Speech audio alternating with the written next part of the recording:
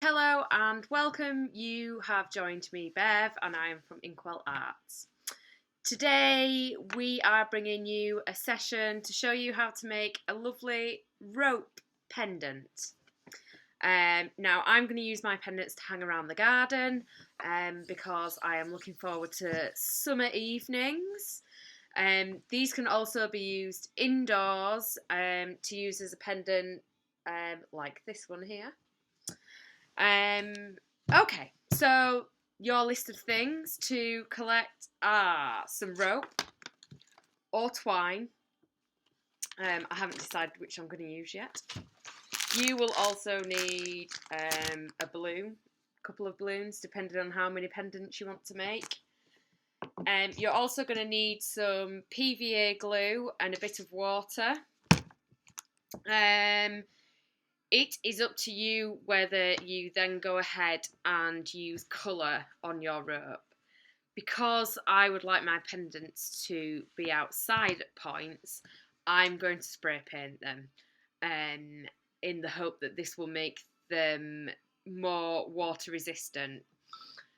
These pendants I'm not going to leave outside permanently, so they would just need to withstand a bit of a shower if I didn't get a chance to get outside in time. Like I say, you don't need to use spray paint. If you are going to use spray paint and the aerosol has high fumes, then you will need to be using these outside or in a well ventilated space. Alright, so without further ado, let's get making. First off, you're going to need to blow up your balloon. Then you are going to need a cup and a little bit of sellotape, and we're just going to use the cup to lean the balloon on so it's not blowing around everywhere. This way we can make less mess, but also get less frustrated about things sticking to everything. So, bit of sellotape, just a little bit on each side. Just so your balloon won't wobble around. And this will also give me a space then, once this has been coated in rope, to use afterwards if I want to put anything inside this pendant. So if you are going to make this pendant to hang as a light shade, then you'll have a nice space here at the bottom for that. I have covered up my table. As I say, this gets really messy. I also have a bowl with some PVA glue in here. I've also got my twine, and I'm just going to cut lengths of the twine and pop it into the bowl. I tend not to cut my lengths too long because otherwise they get knotted really easily, especially because the glue's so sticky. So I'm just cutting some lengths, probably about 2 meters long, 1 or 2 meters long, and then I'm bobbing those into the bowl. Now, like I say, this does get messy, so feel free to put some gloves on. I'm going to put some gloves on to give this twine a mix, and then to go ahead and fix it to my balloon. So I'm just smooshing all the PVA into the twine here. It does soak it up quite well. Just want to make sure it's all covered. Don't smoosh it up too much though, or you'll end up with knots in your twine. So, here we go. And it's just a matter of sticking it and wrapping it.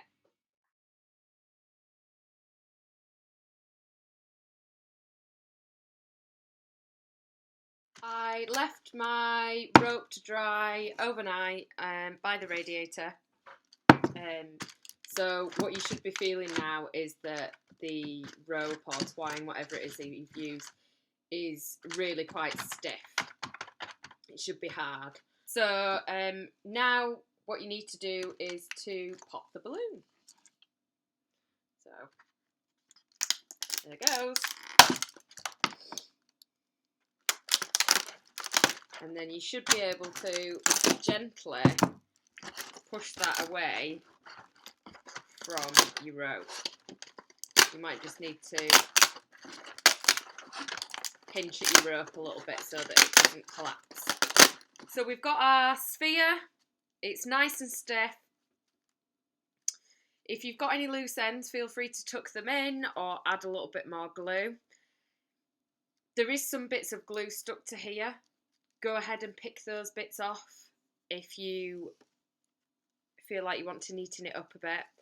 I'm going to, because when I spray paint this, the spray paint will catch onto those little bits, and I don't want that to happen. I just want the rope to be coloured.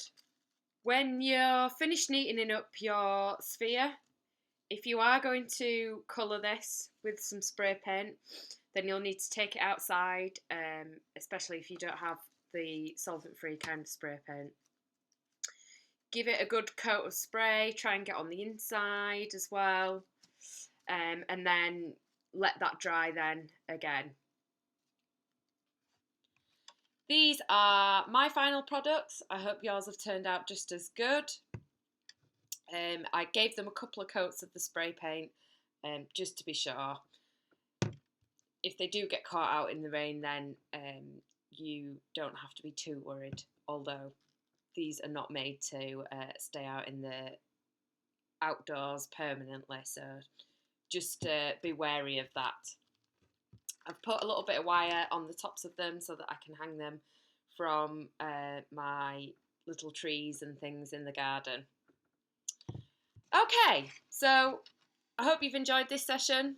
Please join us again for another session of wonderful, crafty, artsy things with us guys from Inkwell. Until then, stay safe and be well. Bye.